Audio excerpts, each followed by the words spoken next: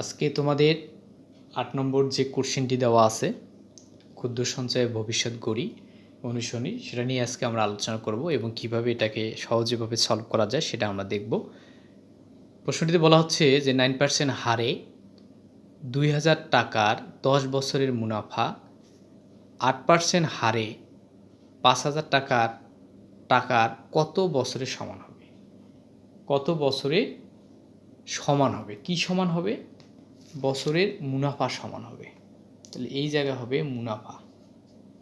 মুনাফা সমান হবে বা মুনাফার সমান হবে। এই কোশ্চেনটা হচ্ছে এখানে মুনাফার সমান কত বছরে। তাহলে এখানে আমাদের প্রথম যে কন্ডিশন বলা হচ্ছে যে 9% হারে ২০০০ টাকার 10 বছরের মুনাফা। তাহলে আমাদের এখানে প্রথমে আগে মুনাফাটা কি করতে হবে? বের করতে হবে। তাহলে সমাধানে যদি আমরা আসি, সমাধান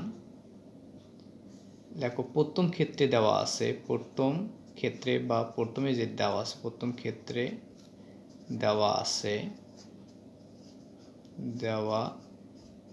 আছে কি কি দেওয়া আছে দেখো, মুনাফার হার।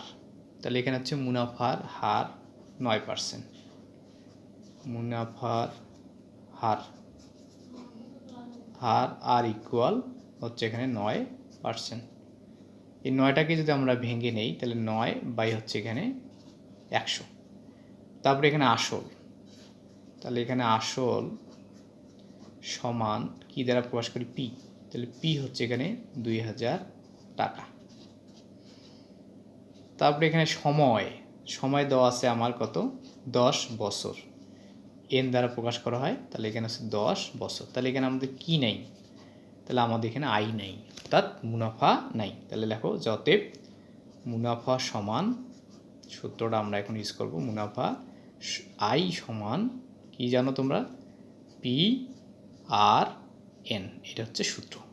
মানে এখানে যদি মানগুলো বসে দেই তাহলে পির মান হচ্ছে এখানে ২০০০ টাকা, আর হচ্ছে 9 বাই কত?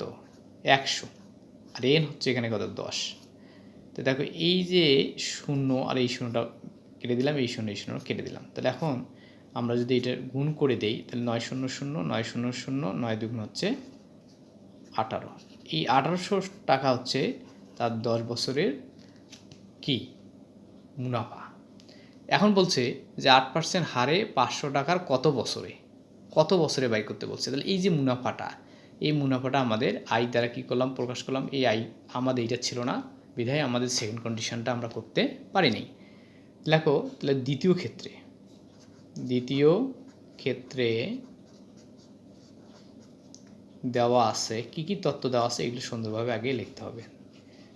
তত্ত্ব দেওয়া আছে দেখো 8% হারে, তাহলে মুনাফার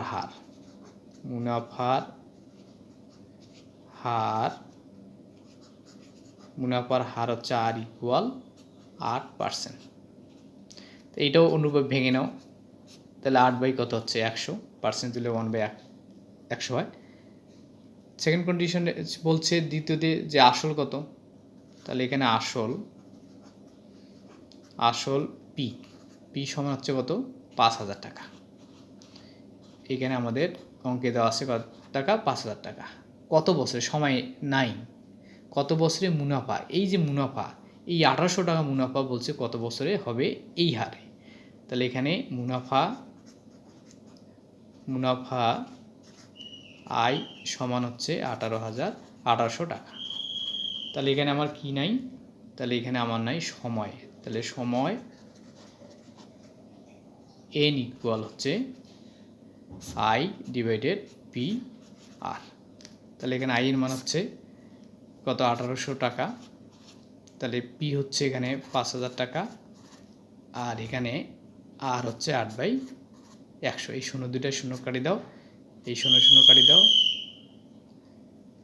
তাহলে যদি আমরা কাটাকাটি করি তাহলে আমাদের কি হচ্ছে দেখো, উপরে এত, তাহলে এখানে হচ্ছে আমাদের 50টা 40, এই শূন্য কাটা, তাহলে 4 4 হচ্ছে 16, তাহলে 20 4 5 20, এত বছর। আশা করি তোমরা এই অঙ্কটি বুঝতে পেরেছো। Thank you.